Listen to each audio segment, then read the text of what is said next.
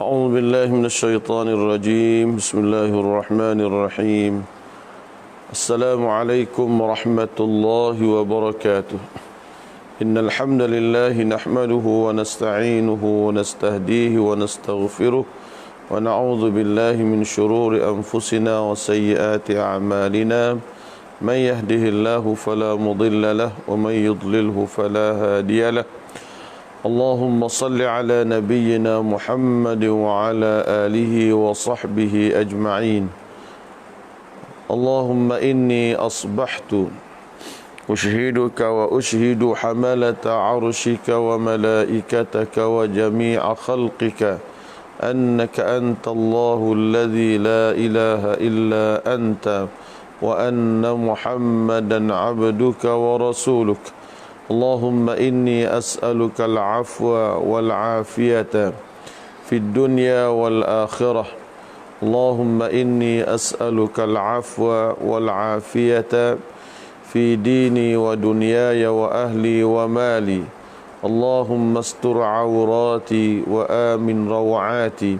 اللهم احفظني من بين يدي ومن خلفي وعن يميني وعن شمالي ومن فوقي وأعوذ بعظمتك أن أغتال من تحتي. Sidang pendengar yang dikasihi sekalian, alhamdulillah kita banyak-banyak memuji Allah Subhanahu wa taala pada pagi ini atas limpahan nikmat daripada Allah Subhanahu wa taala kepada kita semua. Dapat kita bangun pagi, solat tahajud, solat subuh secara berjamaah bersama dengan keluarga masing-masing. Kemudian kita berzikir pagi dan kita mengambil sedikit santapan rohani, makanan rohani kita setiap pagi bersama dengan para asatizah dalam dengan cara online pada zaman kita ini. Mudah-mudahan pertemuan kita setiap hari diberkati oleh Allah Subhanahu wa taala, insya-Allah. Sahabat-sahabat yang dikasihi sekalian, bicara kita pada pagi ini tajuknya ialah apakah perkara yang akan memberati mizan kita. Yakni dalam bahasa kita kata gapo benda amalan-amalan, apa dia amalan-amalan yang kita buat, kalau kita buat dia boleh memberati mizan kita ataupun memberati neraca amalan kita. InsyaAllah kita akan belajar, kita akan cuba berkongsi pada pagi ini beberapa amalan dengan tujuannya kalau kita beramal dengan dia, insya-Allah kita akan dapat nikmat, iaitu mizan kita, neraca amalan kebaikan kita akan berat di sebelah baik, akan ringan di sebelah jahat. Kemudian kita akan dapat masuk syurga Allah Subhanahu wa taala, insya-Allah. Kawan-kawan sekalian, setiap kali amalan yang kita buat itu ianya dikasihi oleh Allah Subhanahu wa taala. Semakin ia dikasihi oleh Allah, semakin ia memberati mizan. Formulanya ialah mana-mana amalan yang amat dikasihi oleh Allah, maka ia akan memberatkan dalam memberati mizan amalan kita pada hari akhirat. Apabila mizan kita, neraca amalan kita ni berat dengan amal yang saleh, maka seseorang hamba itu akan berjaya dan dia akan bergembira. Amalan-amalan saleh yang dibuat oleh seseorang hamba ini berbeza-beza. Ada sebahagian amalan lebih afdal daripada sebahagian yang lain. Iaitu ada amalan yang pahalanya besar, ada amalan yang pahalanya kecil, ada amalan yang ringan dari segi timbangan, ada amalan yang berat dari segi timbangan. Maka di sana baginda Rasulullah sallallahu alaihi wasallam sebut pada kita dalam hadis-hadis baginda beberapa amalan ia akan memberatkan mizan kita atau neraca amalan kita pada hari akhirat kelak. Apakah amalan-amalan yang tersebut? Pagi ini insya-Allah kita akan kongsikan 2-3 amalan yang besar yang kita boleh amalkan. Semua amalan ini untuk memberatkan sebagai pemberat kepada mizan amalan salih yang dibuat oleh kita sekalian. Amalan yang pertama ialah husnul khuluq, yakni perangai yang baik. Amalan yang pertama ialah husnul khuluq ataupun perangai yang baik. Perangai yang baik ini satu perkara yang cukup mudah. Satu perkara yang amat mudah kita untuk mendapat pahala. Kita punya Islam, kita punya prinsip ialah kita tak boleh menyusahkan orang. Kita tidak boleh mengkhianati dan memudaratkan orang lain. Kalau kita tak buat khianat ke orang, tidak buat jahat kepada orang lain, maka kita akan mendapat pahala yang banyak daripada Allah Subhanahu wa taala. Ulama kata perangai yang baik ini syai'un hayyin, satu perkara yang cukup mudah. Paling mudah sekali ialah wajhun taliqun. Kita bertemu dengan orang dengan muka yang ceria, muka yang manis. Assalamualaikum. Muka kita senyum di wajah kita. Tu orang panggil wajhun taliq. Kita muka yang manis, alhamdulillah. Wa kalamul layyin. Kita bercakap, kita guna perkataan yang baik-baik. Kalau kita guna perkataan yang baik-baik, alhamdulillah. Sebab itulah kawan-kawan, Allah Subhanahu wa taala berfirman dalam Al-Quran, ilaihi yas'adul kalimut thayyib wal 'amalus salihu yarfa'u. Allah Subhanahu wa taala kata, kepada Allah Subhanahu wa taala lah yas'adul kalimut thayyib, akan naik segala perkataan yang baik-baik. Kita dalam dunia ni, kalau kita nak perangai baik, kita bercakap yang baik-baik. Kalau benda tak baik, jangan kita kecek dan kita bercakap dengan dia. Ni setengah budaya kita membengong, beruk, menyupoh. Hidup mulut ni nyupoh, tak boleh. Rasulullah bukan seorang yang fahish wala mutafahish. Itu contohnya. Jadi kita, dalam kita hidup ni kawan-kawan, kita kena ambil perangai yang baik. Sifatnya begitu mudah. Perangai yang mudah kira, senang bahasa. Wajhun taliq, wajah kita manis dan ceria. Wa kalamul layyin, perkataan yang baik-baik, perkataan yang comel-comel. Ini orang panggil perkataan yang baik. Siapa direzekikan oleh Allah Subhanahu wa taala perangai yang baik, mana-mana orang ya Allah Subhanahu wa taala rezekikan pada dia ni perangai yang baik, dawamul ibtisamah, sentiasa senyum terukir di wajahnya, walutfut ta'amul, bergaul dengan orang ni ada toleransi. Kita bergaul dengan orang ni ada toleransinya, ya, maknanya ada lebih kurangnya. Situ lembut, sini keras, orang panggil. Kita boleh masuk dengan semua orang. Walinul janib, ada pertimbangan dengan kawan-kawan yang lain. Maka amalan-amalan yang sedemikian, aktiviti kehidupan seharian kita yang mudah kira, senang bahasa, yakni orang kata boleh tupai dalam bahasa Kelantan ni, maka amalan yang seumpama ini saqilun fil mizan, ianya amat memberatkan pada mizan kita. Iaitu amalan ni tadi boleh menyebabkan mizan kita di sebelah kanan, ya, akan memberati kita, memberati timbangan kita. Dan benda ni amat dikasihi oleh Ar-Rahman, oleh Allah Subhanahu wa taala. Rasulullah sallallahu alaihi wasallam adalah orang yang paling baik dia punya akhlak dia punya perangai dia. Orang yang paling memuliakan pergaulan.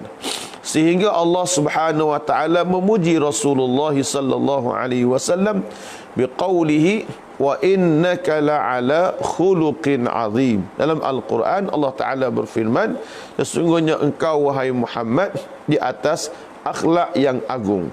Wa qala ta'ala fi surati Ali Imran, dalam surah Ali Imran Allah Subhanahu wa taala berfirman, fabima rahmatin minallahi lintalahum walau kunta faddan ghalidhal qalbi lam faddu min hawlik. Fabima rahmatin minallahi lintalahum walau kunta faddan ghalidhal qalbi. Kalau kita ni kerah payah bahasa dengan orang semua sekali, lam faddu min hawlik, orang akan lari daripada kamu. Jadi kalau kita ni perangai kita ni kerah, perangai kita ni payah kira, suka menusah kat orang ramai sahabat-sahabat semua akan lari daripada kita semua. Jadi kita kena, kalau kita nak mizan kita ni amat berat dalam neraca Allah pada hari akhirat, kita jadikan diri kita ni orang yang perangainya perangai yang baik. Perangai yang baik ni kawan-kawan sekalian, ianya merupakan satu sedekah pada kita semua. Satu sedekah pada kita semua. Kita boleh berkelakuan baik di mana-mana sahaja. Di jalan raya kita boleh berkelakuan baik. Kita kata umpamanya di jalan raya, kalau ada orang nak potong kereta kita, kita slow kereta pergi tepi, orang lain boleh memotong. Itu satu pahala kita buat. Bagusnya kita. Jadi kalau ada orang nak melintas jalan, kita perlahankan kenderaan kita. Itu satu perkara yang baik. Kita pergi di kedai, kita nak beli benda, kita beratur. Ada orang lebih tua, kita bagi pada dia peluang, dia ambil dulu. Itu satu perkara yang baik. Jadi apa sahaja benda yang kita buat, orang lain boleh senang, itu orang panggil perkara yang baik. Jadi setiap daripada perkara yang baik ini, ianya akan memberati mizan amalan kita pada hari akhirat kelak. Nabi kita sallallahu alaihi wasallam memuji perangai yang baik ini dalam hadis baginda, kata Rasulullah, inna athqala syai'in yudha'u fi mizanil 'abdi yawmal qiyamah khuluqun hasan wa inna allaha yubghidul fahishal badhi'a, rawahu Tirmizi wa qala hasanun sahihun. Rasulullah sallallahu alaihi wasallam memuji perangai yang baik. Sabda Rasulullah sallallahu alaihi wasallam, Nabi kata, sesungguhnya yang paling berat akan diletakkan dalam neraca timbangan seorang hamba pada hari kiamat ialah khuluqun hasan, perangai yang baik. Ini yang paling berat kita dapat ialah perangai yang baik. Allah Subhanahu wa taala benci kepada orang yang fahish, orang yang perangai dia huduh, lidah dia pula tidak bagus. Dia dalam banyak-banyak anggota kita ni sahabat sekalian, ada dua anggota yang paling mudah menyakiti manusia. Satu ialah lidah kita dengan berkata-kata. Sebab tu Al-Imam Al-Ghazali rahimahullah dalam kitabnya menyebut bahawa dalam dunia ni perkara yang paling lama yang patut kita penjarakan dia ialah apa dia tuan-tuan? Lidah. Lidah lah yang patut paling lama kita penjarakan dia. Sebab lidah ini terlalu tajam.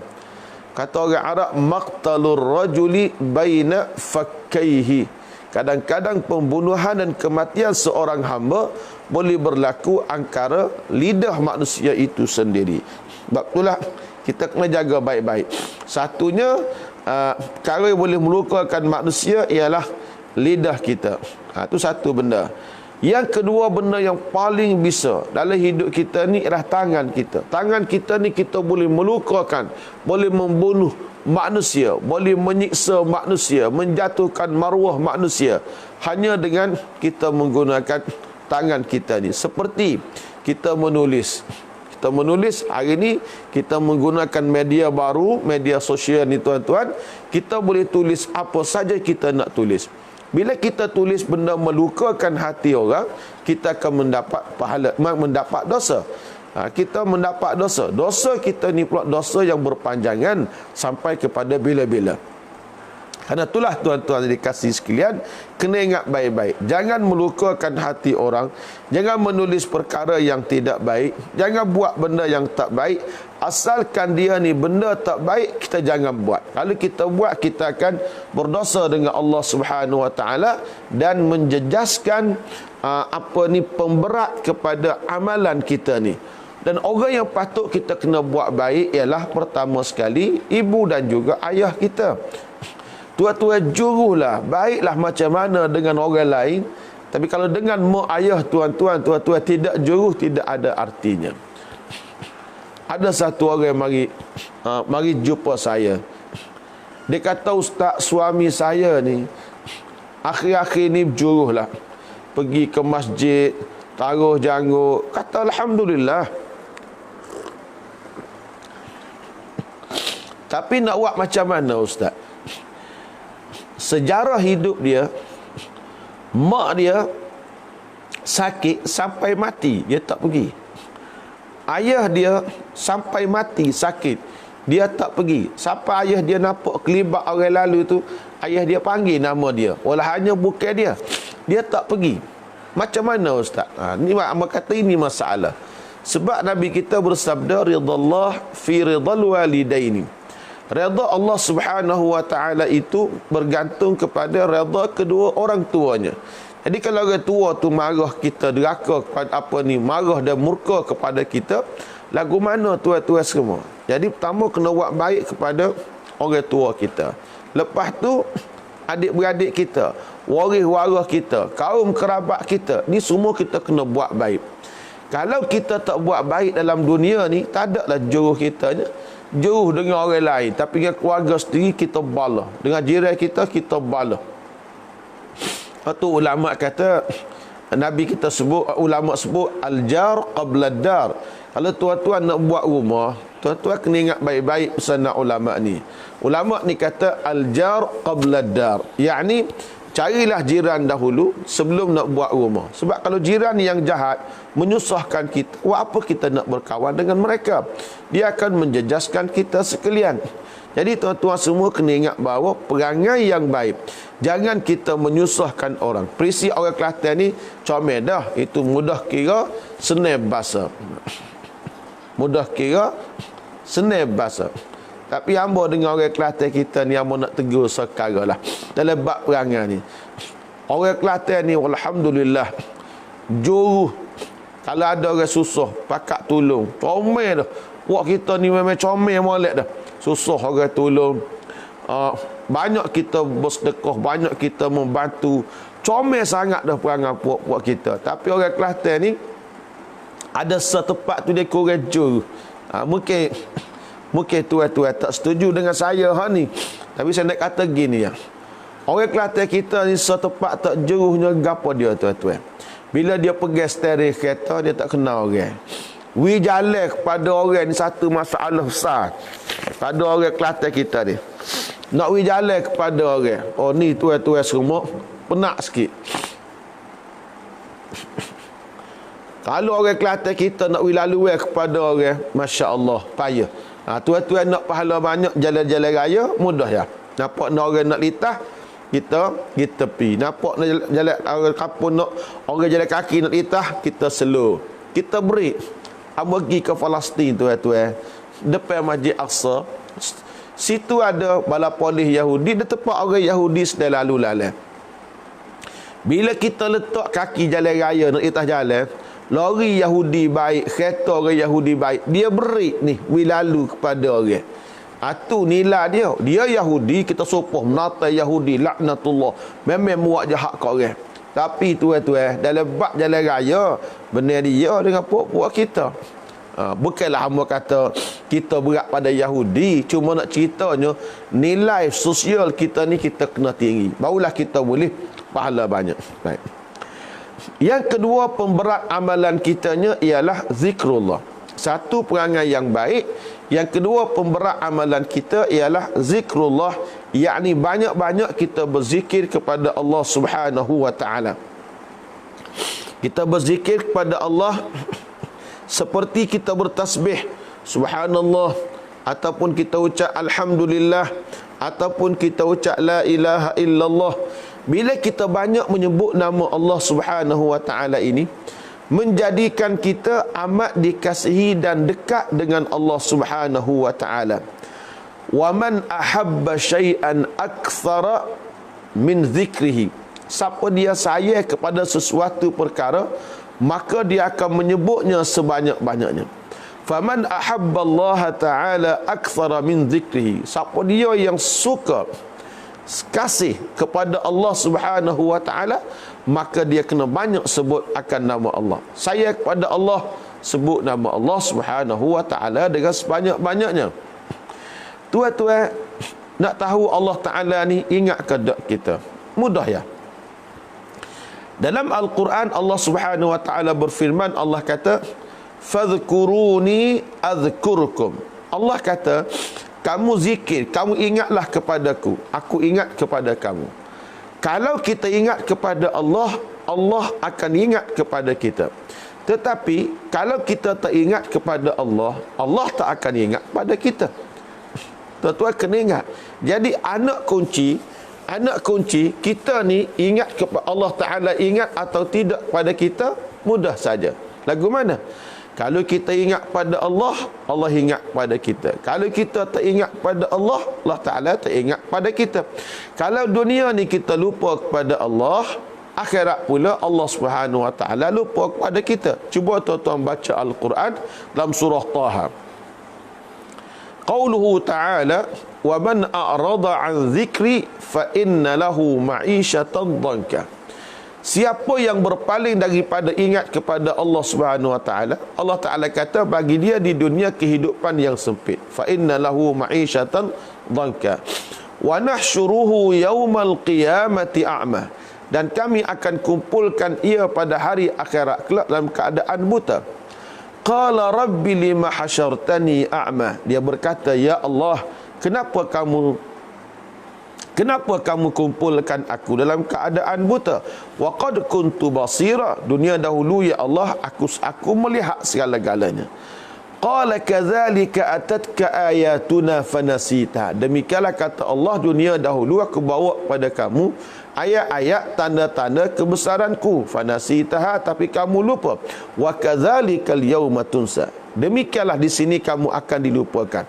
Kerana manusia lupa kepada Allah Ta'ala di dunia, maka di akhirat kelak Allah Subhanahu wa taala akan lupa kepada kita. Banyak sangat ayat-ayat dengan hadis-hadis yang menyebut pada kita semua bahawa kalau kita ingat kepada Allah Subhanahu wa taala, Allah Subhanahu wa taala akan ingat kepada kita. Allah Subhanahu wa taala nak lidah kita ni sentiasa menyebut akan nama Allah.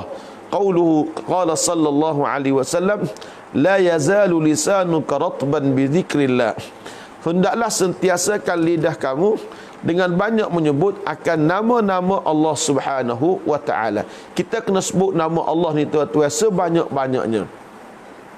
Qauluhu ta'ala, fa subhanallahi hina tumsuna wa hina tusbihun. Kita ni tuan-tuan kena banyak menyebut nama Allah, sama ada di waktu pagi ataupun di waktu petang. Tuan-tuan buka dalam internet tuan-tuan tu, tengok zikir pagi apa dia, zikir petang apa dia. Saya tengok di sana sebagai perkongsian bab zikir lah. Pada satu ketika saya namakan zikir ini dengan nama zikir cepat kaya.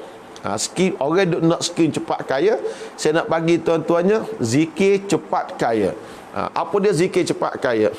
Pada satu ketika Rasulullah sallallahu alaihi wasallam dia pergi ke rumah isterinya bernama Juwairiyah.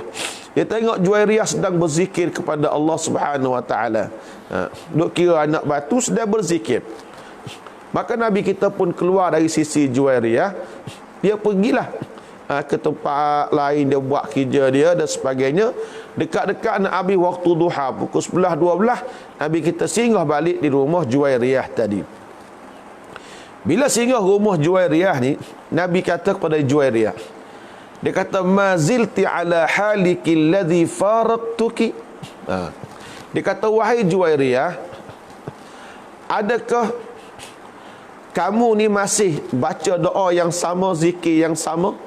Ya, semenjak daripada aku tubik tadi. Aku tadi amba mari dah, lepas ni amba balik singgah pula sini, adakah masih zikir-zikir yang sama?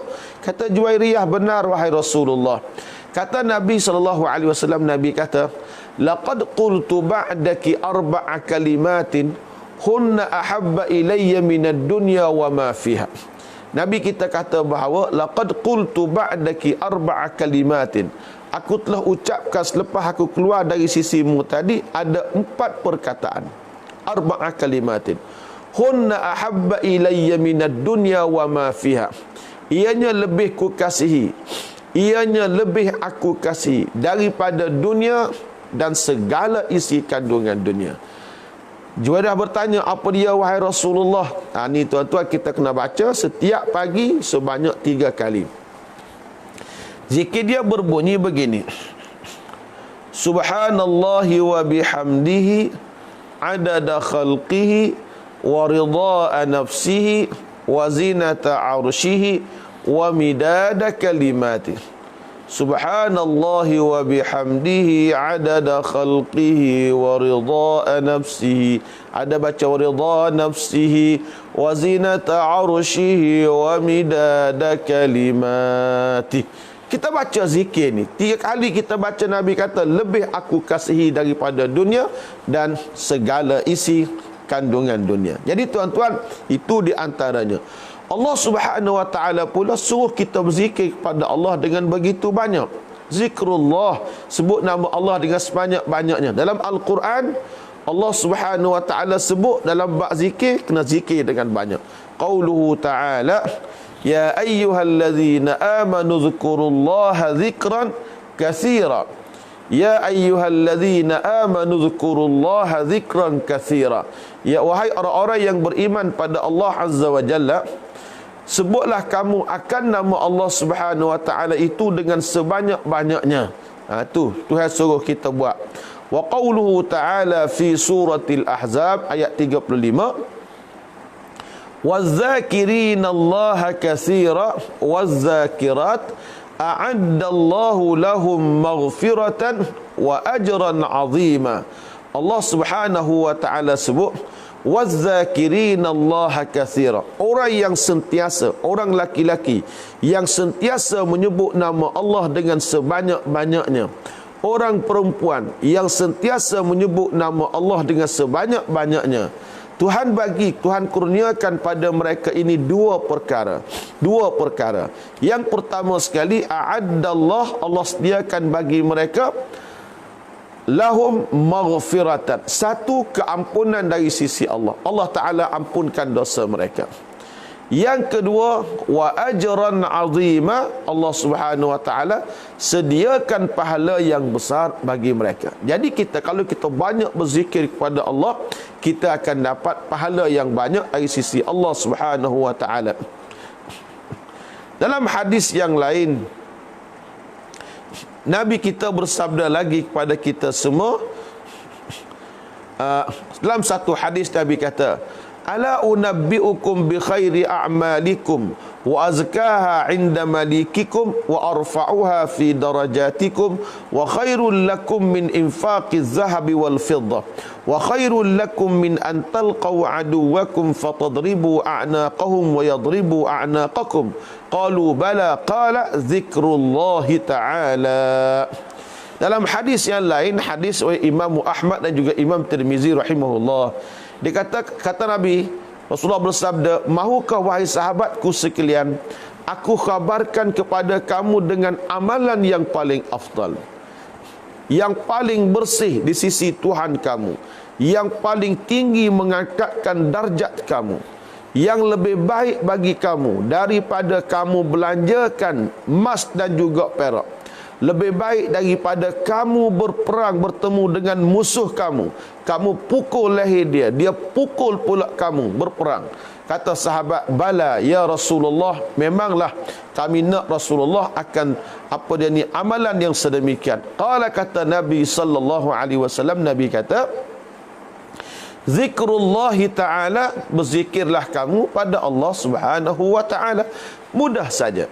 Apa kita kena buat? Kita kena berzikir pada Allah Subhanahu wa ta'ala. Tuan-tuan, berzikir, zikir pada Allah ni mempengaruhi jiwa kita, yang menyebabkan kita ni, tuan-tuan, kita boleh buat segala kebaikan bila kita berzikir pada Allah. Kenapa kita bersedekah? Kita ingat pada Allah beri pahala, kita bersedekah. Kenapa kita berkelakuan baik dengan orang, kita berakhlak baik dengan orang? Sebab kita ni ingat pada Allah Subhanahu wa ta'ala. Dalam hadis lain disebutkan, wajaa rajulun ila Rasulillah sallallahu alaihi wasallam faqal, seorang laki-laki bertemu dengan Rasulullah sallallahu alaihi wasallam, lalu beliau berkata, ya Rasulullah, wahai Rasulullah sallallahu alaihi wasallam, inna syara'i'al islami qad kathurat alayya. Wahai Rasulullah, syariat Islam ini sudah terlalu banyak kepada kami. Famurni bi amrin atathabbatu bihi. Rasulullah, boleh tak musuh aku suatu perkara yang boleh aku ni buat sama, aku boleh berpegang sama dengan benda ni. Faqala sallallahu alaihi wasallam, kata Nabi, la yazalu lisanuka ratban bi dzikrillah, hendaklah lidah kamu sentiasa basah dengan berzikir kepada Allah Subhanahu wa taala. Hadis riwayat Imam Ahmad. Zikir pada Allah taala ni tuan-tuan sekalian, dalam hadis yang masyhur yang kita semua tahu, dan saya telah pun baca hadis ni sebelum daripada ni, itu sabda Rasulullah sallallahu alaihi wasallam pada riwayat Imam Bukhari dan juga Muslim. Nabi kata, kalimatani khafifatani 'alal lisani thaqilatani fil mizani habibatani ila rahman subhanallahi wa bihamdihi subhanallahil azim. Nabi kata ada dua patah perkataan yang paling ringan pada lidah, paling berat pada neraca timbangan, amat dikasihi oleh Ar-Rahman, subhanallahi wa bihamdihi subhanallahil azim. Tuan-tuan kena ucap subhanallahi wa bihamdihi subhanallahil azim. Tuan-tuan ucaplah sebanyak-banyak, paling tak 100 kali sehari contohnya. Dan di antara zikir yang paling afdal ialah alhamdulillah, ucapan pujian kita pada Allah Azza wa Jalla, alhamdulillah, seperti mana sabda Nabi sallallahu alaihi wasallam, at-tuhuru syatrul iman walhamdulillahi tamla'ul mizan wa subhanallahi walhamdulillahi tamla'ani au tamla'u ma bainas samai wal ardi. Nabi kita bersabda, Nabi kata at-tuhuru syatrul iman, kebersihan itu sebahagian daripada iman. Walhamdulillahi tamla'ul mizan, ucapan alhamdulillah tadi memenuhi akan mizan amalan kita. Wa subhanallahi walhamdulillahi tamla'ani, manakala ucapan subhanallah ataupun dan juga ucapan alhamdulillah memenuhi di antara langit dan bumi. Kalau kita ucap alhamdulillah, dia memenuhi neraca Tuhan. Kalau kita ucap subhanallah dan juga alhamdulillah, saiznya memenuhi di antara langit dan juga bumi. Ini kawan-kawan sekalian menunjukkan pada kita bahawa pemberat mizan yang kedua ini ialah zikrullah. Banyak lagi zikir yang lain kita boleh simpulkan dalam bab zikir. Perbanyakkanlah mengucapkan subhanallah, subhanallahi wa bihamdihi subhanallahil azim. Ini rutin harian. Alhamdulillah, Allahu akbar, la haula wa la quwwata illa billahil aliyyil azim. Allahumma salli ala Muhammad, astaghfirullah, la ilaha illallah, dan macam-macam lagi zikir yang kita boleh sebut dan kita kena baca dia setiap hari. Itu pemberat kepada neraca kita yang kedua. Pemberat yang ketiga sahabat sekalian ialah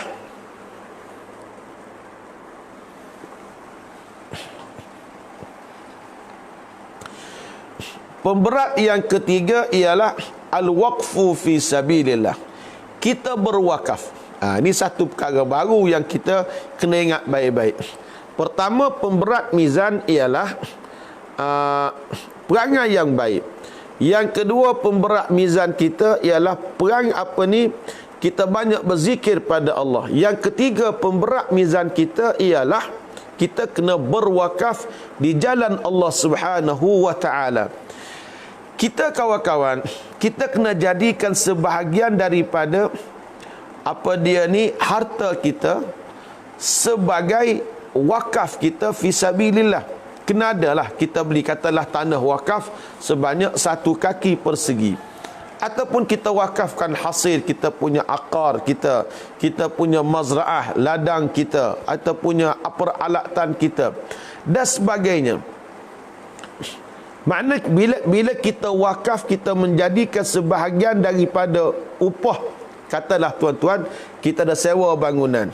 Kita ambillah sewa bangunan kita ni, 5% dari sewa bangunan ini kita bagi kepada mana-mana tempat-tempat kebajikan. Jadikan Allah Subhanahu wa taala ini sebagai share pemegang saham kepada projek-projek kita. Kita ambil duit-duit ni kawan-kawan, kita jadikan ia wakaf. Mana kita bagi tempat-tempat kebajikan yang kita buat. Kalaulah semua orang boleh buat macam ni, alhamdulillah. Tuan-tuan kena ingat maklumat yang kita terima bahawa Universiti Al-Azhar Al-Sharif yang mengeluarkan ribuan bahkan jutaan ulama-ulama di seluruh dunia, ia terbina di atas dasar harta wakaf. Wakaflah tuan-tuan yang menyumbang begitu besar kepada kita sekalian. Sebab itulah kita kena buat apa-apa projek wakaf supaya kita mendapat pahala yang banyak daripada Allah Subhanahu wa taala. Daripada apa yang saya baca, ada ulama menyimpulkan 8/10 dari sahabat Rasulullah sallallahu alaihi wasallam mereka berwakaf. Ini kelebihannya berwakaf. Kata Nabi sallallahu alaihi wasallam, contoh hadis, "Idza mata ibnu Adam inqata'a amaluhu illa min thalathin." Apabila matinya seorang anak Adam itu, inqata'a amaluhu, maka terputuslah segala amalan yang dibuat oleh dia, illa min thalathin, kecuali dari 3 perkara. Pertama, sadaqatin jariyah, sedekah yang berpanjangan yang kita buat. Kita contoh berpanjangan. Kita beli satu tanah wakaf, satu kaki, harganya RM50. Maka RM50 ini akan kekal saham kita yang kita infak dan kita belanjakan fisabilillah. Kita mendapat pahala daripada Allah Subhanahu wa taala. Ada orang kata pada saya, "Ustaz, mahalnya RM50 sekaki tanah wakaf." Saya kata murah. RM50 ni murah. Saya kata ke dia, 300 tu murah lagi. RM300 sekaki tu murah tanah wakaf. Murah guana Ustaz, RM300. Kata, awak jangan nampak atas saja. Dalam mana bawah ni? Kita beli bumi ni sekaki ali atas. Dalam tu tuai-tuai korek dalam mana tu pun, hak ali atas ni hak tuai-tuai. Itulah banyak sikit dia mau beli RM50 ni tuai-tuai. Boleh korek banyak mana? Kalau kita katalah kita buat air boring, kita boring air, kita masuk Pantai Pahit dalam tu, Pantai Pahit saya dia 4 HC, 5 HC saja. Bawah sana ada air, tuan-tuan boleh buat naik air tu setiap hari, setiap masa, hanya dengan sekaki tadi tuan-tuan semua, banyak pahala kita boleh. Jangan nampak kat kita ni kopi. Dia benda kebajikan kita buat ni kita serah mahal. Pasal apa? Sebab tak belaga angin dengan kita. Tak sesuai angin dengan kita. Kalau benda belaga angin dengan kita tuan-tuan semua, mahal lagi kita beli. Bila orang kata kambau, "Ustaz, lembu korban Ustaz 1000 nak segi." Oh, tanah wakaf RM50 nak sekaki. Mahal Ustaz. Kamu tanya dia, telefon awak ke berapa? Telefon awak ke berapa? Ni, telefon awak 2000. Mahal ke tak? Oh, sedang molek dah Ustaz. Sedang molek sebab telefon tu mu nak belaga angin denganmu. Tapi kalau tanah wakaf tak belaga angin denganmu, hak tu ya kamu serah benda tu benda tak mahal. Benda tu benda mahal sebab tak belaga angin dengan kita. Jadi tuan-tuan semua, kita kena fikir balik-balik. Pertama, sadaqatin jariyah. Yang kedua, aw ilmin yuntafa'u bihi, ataupun ilmu yang bermanfaat. Ini benda yang kita panggil berkekalan. Ilmu bermanfaat. Amo mengajar ke tuan-tuan hari ni, ilmu bermanfaat. Tuan-tuan boleh amalkan ilmu ini, tuan-tuan amal ilmu ni walaupun amo mati esok lusa, pahala tetap akan masuk akaun amo. Yang ketiga, waladin salihin yad'ulah.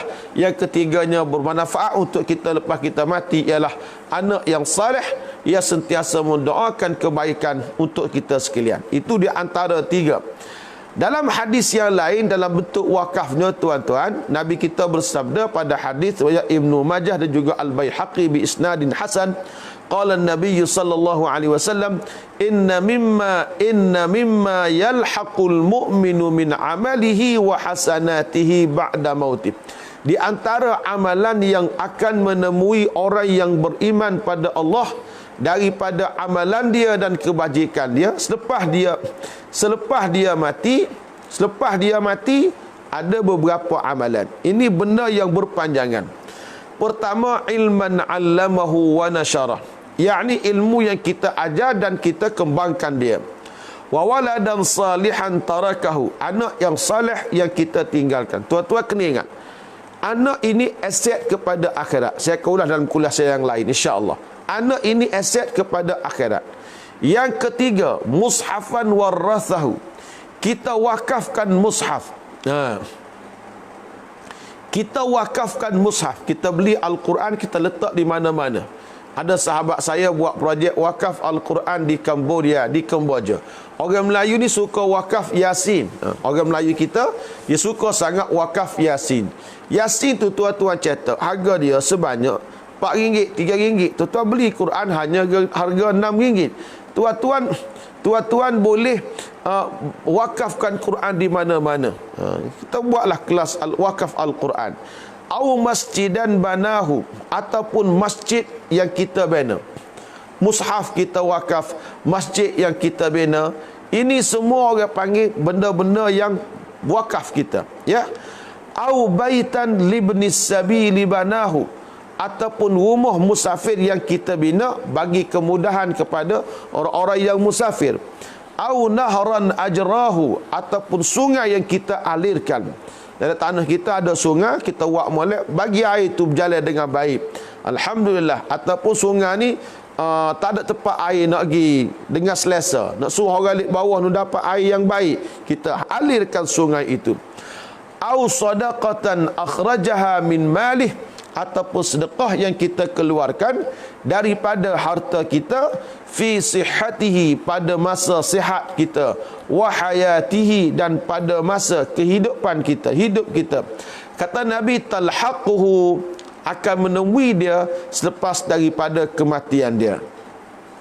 Kerana itulah kawan-kawan sekalian, kita kena ingat kalau kita wakafkan sesuatu perkara, kita akan mendapat banyak pahala daripada Allah Subhanahu wa ta'ala. Lebih-lebih lagi sahabat sekalian, apabila kita berwakaf tanah. Ya, saya sedihnya ada orang bagi tahu pada saya, tanahnya ayahnya telah wakaf.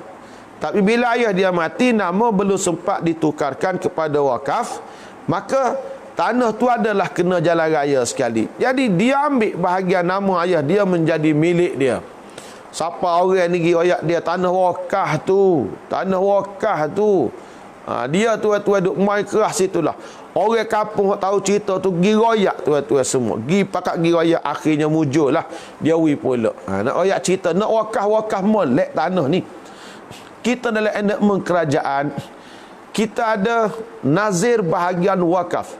Kita ada nazir mengikut enakmen kerajaan. Kalau negeri Kelantan lah, enakmen kerajaan negeri Kelantan menyebut bahawa Majlis Agama Islam Kelantan ialah nazir kepada pemegang kepada harta wakaf. Tuan-tuan tulis, ini wakaf untuk masjid. Pergi serah di pejabat tanah dengan Majlis Agama Islam Kelantan, dia tulis itu wakaf tapak masjid. Dia tulis, dia menjaga harta wakaf itu. Itu mengikut enactment kalau ikut undang-undang negeri Kelantan ini. Sebagai perkongsian kawan-kawan sekalian, waqala Jabir bin Abdullah, lam yakun ahadun min ashabin nabiy sallallahu alaihi wasallam za maqdaratin illa waqafa. Dia kata di sini bahawa, kata Jabir bin Abdullah radhiyallahu taala anhu, tidak ada seorang pun dari sahabat Nabi sallallahu alaihi wasallam yang ada kemampuan, melainkan mereka semua berwakaf. Antara contohlah kawan-kawan ya, seorang sahabat Nabi bernama Abu Talhah yang mempunyai harta yang begitu banyak di kota Madinah Al-Munawwarah, Al-Madinah Al-Munawwarah. Dan harta yang paling dia sayang ialah Bayruha. Itu satu kebun kurma berdekatan dengan satu ladang kurma berdekatan dengan Masjid Nabi sallallahu alaihi wasallam, dan berada betul-betul di hadapan Masjid Nabi. Rasulullah sallallahu alaihi wasallamnya suka masuk dalam kebun itu dan minum air yang sedap, lazat daripada aliran air dalam kebun kurma itu. Apabila turunnya firman Allah Ta'ala, lan tanalul birra hatta tunfiqu mimma tuhibbun, lan tanalul birra hatta tunfiqu mimma tuhibbun, tidak akan menyampaikan kamu ke syurga akan kebaikan yang kamu buat sehinggalah kamu menafkahkan apa yang paling kamu kasihi. Maka Abu Talhah radhiyallahu taala anhu bangun, pergi kepada Rasulullah sallallahu alaihi wasallam, faqal, Kata dia, innallaha ta'ala yaqulu fi kitabih. Ya Rasulullah, Allah Subhanahu wa ta'ala berkata dalam kitab suci Al-Quran, lan tanalul birra hatta tunfiqu mimma tuhibbun. Tidak akan sampai amalan yang kamu buat itu kecuali kamu belanjakan apa yang paling kamu sayang. Dia berkata, wahai Rasulullah, inna ahabba amwali ilayya bayruha. Harta yang paling amat saya, wahai Rasulullah, ialah bayruha. Wa innaha sadaqatul lillah. Ya Rasulullah, amba jadikan harta yang paling amat saya ini, wahai Rasulullah, sedekah kerana Allah Subhanahu wa ta'ala. Arju birraha wa zukhraha indallah. Amba sedekah ni, wahai Rasulullah, kerana amba harapkan kebaikan dia dan kebanggaan dia di sisi Allah Subhanahu wa ta'ala. Fada'ha ya Rasulullah haitsu syi'ta. Maka wahai Rasulullah, letakkanlah harta amba ini di mana yang engkau tengok mana yang baik. Faqala sallallahu alaihi wasallam, bakhin, zalika malun rabih, zalika malun rabih. Nabi kata, gembiralah kamu, itulah harta yang paling bagus, itulah harta yang paling untung. Qad sami'tu ma qulta fiha. Aku telah dengar, wahai sahabatku Abu Talhah, apa yang kamu ucapkan tadi. Wa inni ara an taj'alaha fil aqrabin. Kata dia, wahai sahabatku Abu Talhah, aku berpandangan kamu agih-agihkanlah harta kamu ini, bi'ruha yang kamu sayang ini, kepada kaum kerabat kamu yang berada berdekatan dengan kamu.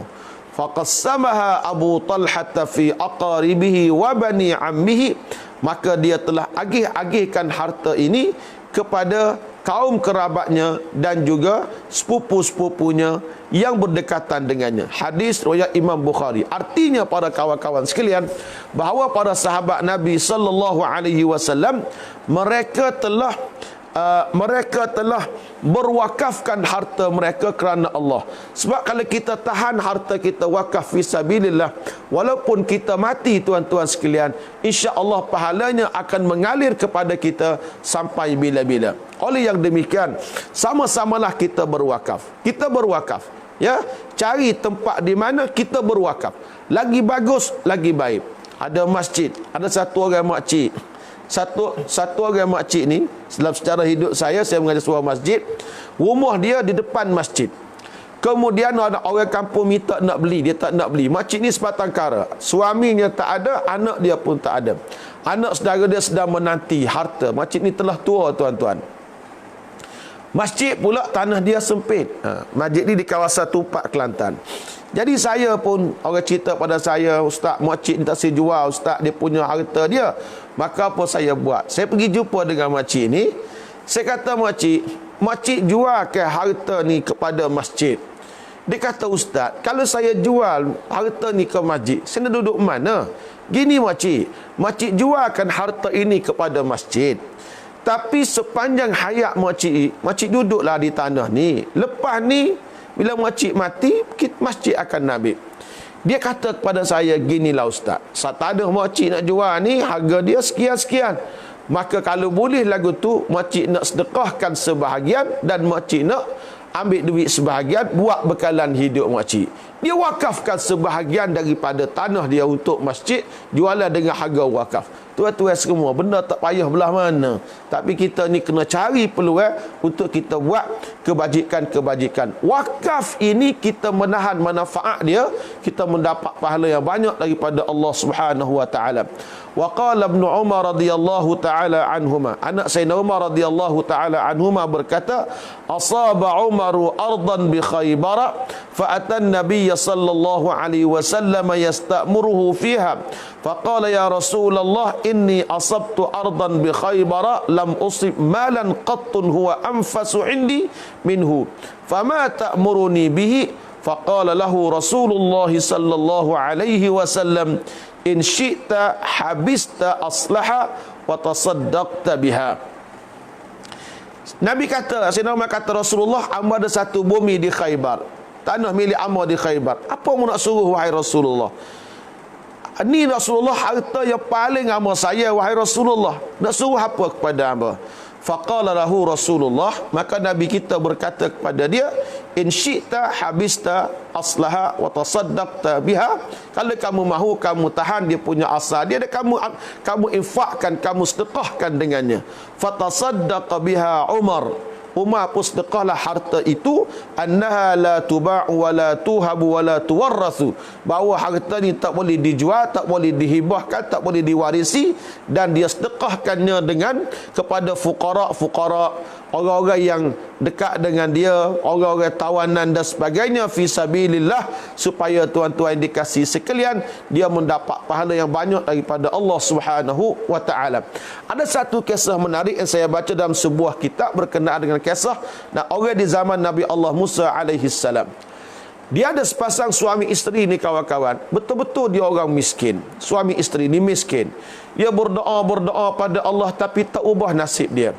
Dia pergi bekerja, tak ubah nasib dia. Tetap dia miskin. Satu hari dia berkata, ginilah wahai isteriku, wahai suamiku, kita bincang laki bini suami isteri ni. Bila dia berbincang kawan-kawan sekalian, dia kata beginilah. Kita pergi bertemu dengan Nabi Allah Musa alaihi salam. Bertemu dengan Nabi Allah Musa alaihi salam, kita minta Nabi Musa berdoa kepada Allah supaya Allah kurniakan pada kita menjadi kaya. Lalu suami isteri ni habis ikhtiar dah sahabat sekalian, dia pun jumpalah dengan Nabi Allah Musa. Wahai Nabi Allah Musa alaihi salam, doalah kepada Allah Subhanahu wa taala supaya hamba ni jadi kaya, wahai Nabi Allah Musa. Nabi Musa alaihi salam berdoalah pada Allah Subhanahu wa taala, doa supaya fulan diberi fulan menjadi kaya. Allah Ta'ala jawab ke Nabi Musa alaihi salam, wahai Musa, aku boleh bagi dia kaya, tapi hanya untuk tempoh 1 tahun sahaja. Yakni kaya dia tu tahun ni, tahun 2020 dia kaya, 2021 dia miskin balik. Itu maksud dia. Tahun 2020 setahun dia kaya, 2021 dia miskin balik. Kalau tuan-tuan nak kata sih, kaya ni setahun saja. Sebab kita punya falsafah tuan-tuan, orang tua rakyat lebih baik tak ada daripada ada, kemudian ada tak ada. Maksudnya ialah lebih baik tiada. Asal kita tiada, hidup dengan tiada, daripada kita ada sekejap menjadi kaya, kemudian kita menjadi miskin balik. Tapi si fakir yang suami isteri zaman Nabi Musa ni kata apa? Tak apalah Nabi Allah Musa alaihi salam, walaupun kamu kata kaya ni setahun, aku nak juga kaya tu wahai Musa, wahai Nabi Allah Musa. Jadi tuhawilah pada dia ni kaya, tapi untuk tempoh selama 1 tahun dia kawan-kawan sekalian. Apabila dia boleh kaya dalam tempoh 1 tahun ni, apa dia buat? Dia buat tuan-tuan sekalian, dia buat projek rumah libnis sabil, rumah untuk orang-orang yang merantau, orang yang mengembara, menumpang teduh. Katakanlah rumah saya ni areanya, kawasannya Kubang Krian. Untuk mari ke rumah bandar Kubang Krian ni, dari Jalan Pasir Putih, dari Jalan Bacok, dari Jalan Pulau Melaka, dari Jalan Pancur Kemumin, dari Jalan Tapang, Jalan Berek 12, Jalan Bayak, Jalan Pekeliling, Jalan Sutayahaya Petra, macam-macam jalan. Ada dekat dengan 10 jalan untuk mari ke rumah saya. Katakanlah begitu, maka si fakir miskin ni, setiap jalan orang nak masuk ke bandar tempat dia duduk ni, apa dia buat dengan duit yang dia ada? Dia buat rumah untuk orang musafir Kelana. Dia buat jalan ni satu rumah, jalan ni rumah, jalan ni rumah, jalan ni rumah, jalan ni rumah. Orang berhenti duduk situ, duduk dengan free, servis dia sediakan, makan minum pun dia bagi, sebab dia kaya. Jadi bila cukup setahun, tengok-tengok orang ni masih kaya. 2 tahun kaya, 3 tahun kaya, masih kaya. Lalu tuan-tuan yang dikasih semua, Nabi Allah Musa katalah, ya Allah, kamu kata dia kaya setahun, tapi kenapa ya Allah sekarang ni dia sudah kaya bertahun-tahun? Kata Allah, wahai Musa, ilhamnya, wahai Nabi Allah Musa, tidakkah kamu tengok dia buat projek-projek kebajikan?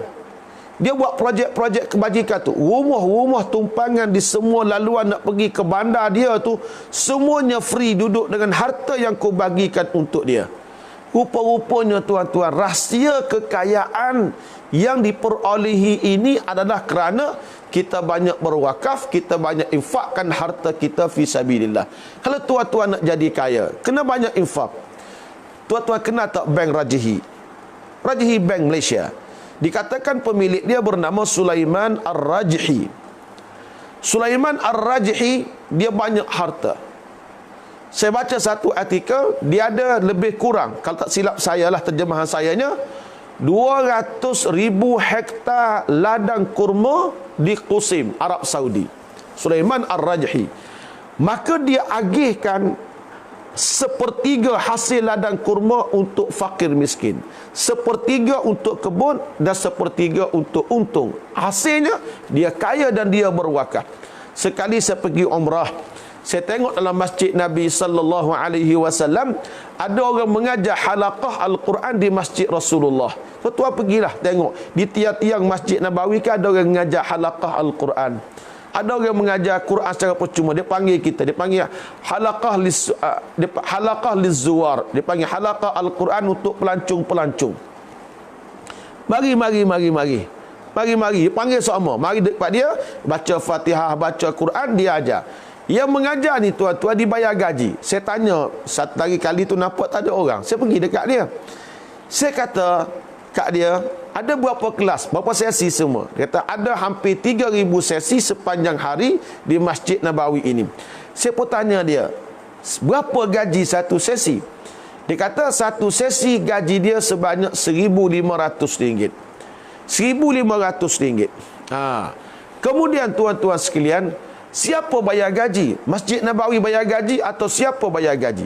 Mengikut maklumat yang diberikan oleh guru berkenaan pada saya, dia kata gaji ini dibayar oleh Sulaiman Ar-Rajhi, oleh Yayasan Ar-Rajhi yang dimiliki oleh Bank Rajhi. Itu maklumat yang saya terima. Allahu a'lam.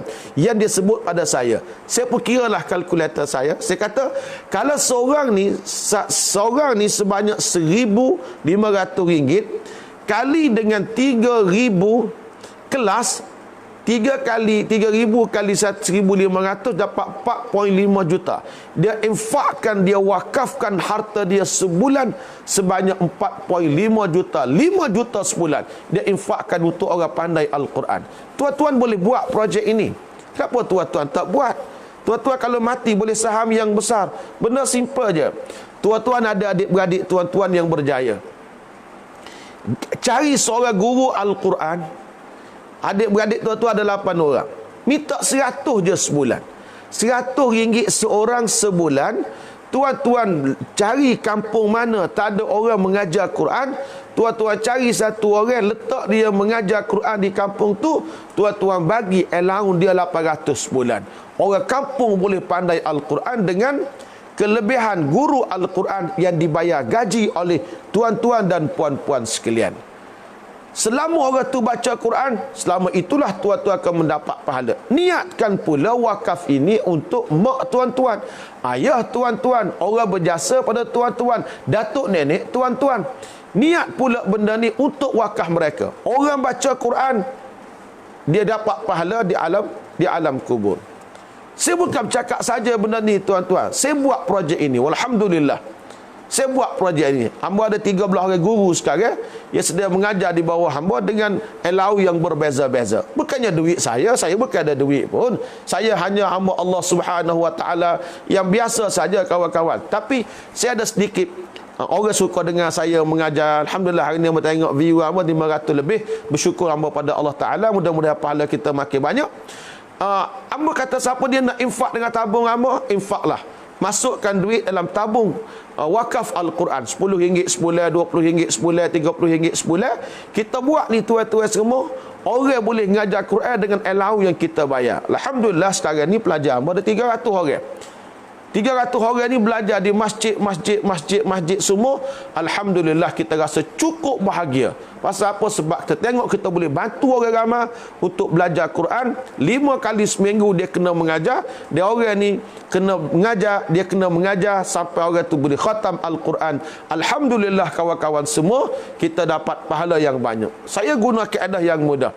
Orang lain mencari duit dengan buat kelas Al-Quran. Baguslah, itu usaha yang baik dibuat oleh sahabat-sahabat. Barangkali sahabat kita dia perlu kepada duit, untuk sara hidup dia dan peluang pekerjaan pada guru-guru yang lain.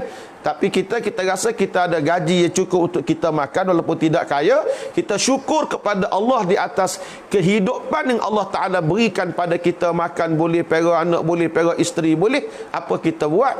Kita kena gunakan nikmat ini untuk kita bina pula umat kita. Alhamdulillah, tiap-tiap bulan adalah si hamba Allah yang bagi RM10, RM20. Sia kita dapat bina kelas Al-Quran dengan 13 kelas setakatnya pada hari ini. Saya doakan mudah-mudahan tahun 2020 akan ada lagi sahabat-sahabat saya suka infak tiap-tiap bulan. Tuan boleh rojok nombor akaun dia di page saya tu, di depan nota saya tu, rekasan saya nanti.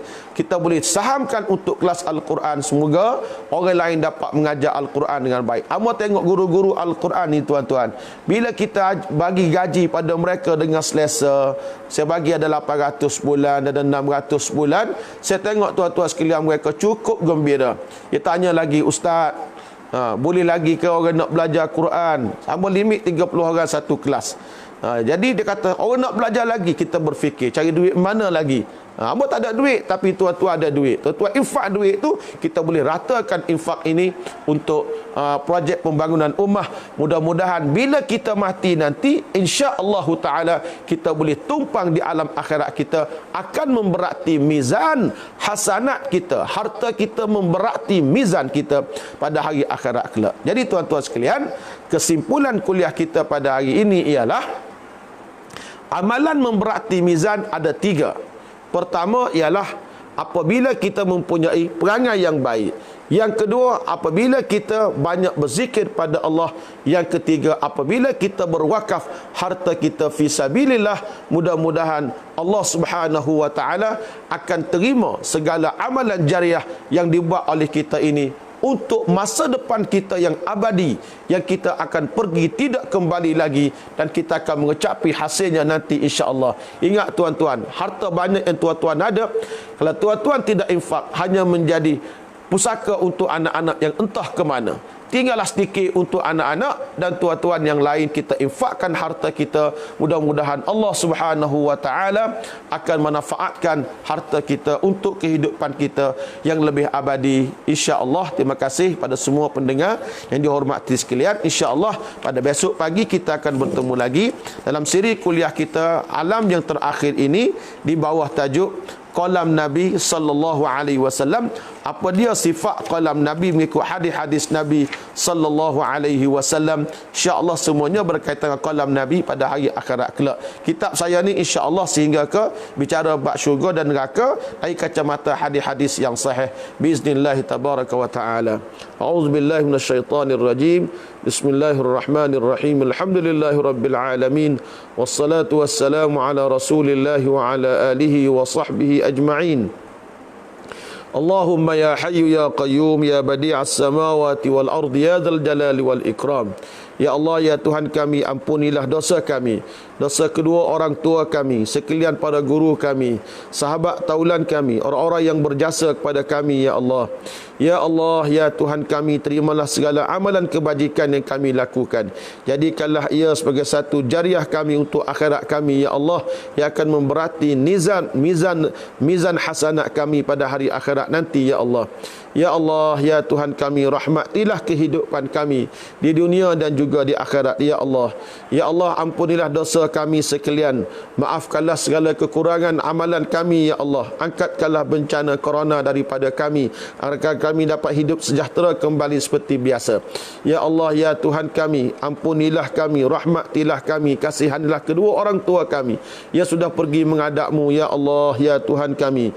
Ya Allah, ya Tuhan kami, rahmatilah sekalian kami. Sembuhkanlah yang sakit di kalangan kami. Hindarkan virus daripada kami, ya Allah. Ya Allah, ya Tuhan kami, maafkanlah semua kesalahan-kesalahan kami. Rabbana taqabbal minna innaka antas samiul alim wa tub alaina ya maulana innaka antat tawwabur rahim. Rabbana wa adkhilna al-jannata bighairi hisabin birahmatika ya arhamar rahimin. Wa akhiru da'wana anil hamdulillahi rabbil alamin. Wassalamu alaikum warahmatullahi wabarakatuh.